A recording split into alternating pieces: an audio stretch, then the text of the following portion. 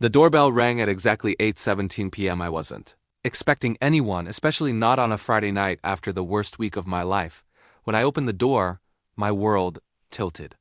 Standing there, soaked by rain, was Alexandra Monroe, the CEO I had resigned from just 3 days earlier. Her voice trembled as she said, "I accepted your resignation.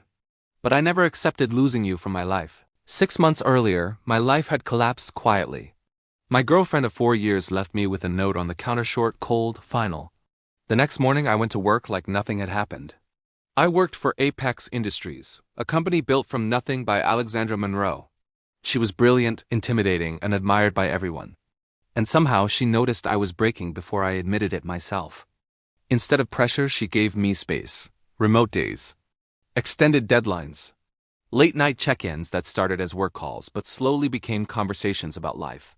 Books, dreams, motorcycles, fear. I told myself she was just being kind. But kindness like that stays with you. When a massive company merger landed on my shoulders, everything cracked. Sleepless nights, missed emails, panic attacks masked as productivity. One night, staring at the ceiling, I realized something terrifying. I had become the person who survives life instead of living it. 2 a.m., I wrote my resignation letter. For the first time, I chose myself. When I handed Alexandra the letter, she didn't argue. She respected my choice, even though I could see it cost her something.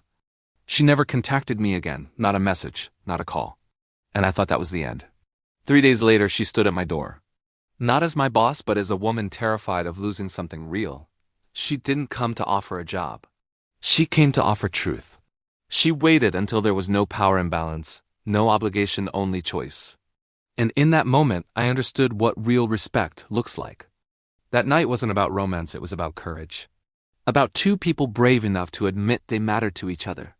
We didn't rush, we didn't pretend. We simply chose honesty over fear. Sometimes the bravest thing you can do is walk away. And sometimes that's exactly what opens the right door. Not to a job, not to success, but to a life that finally feels real.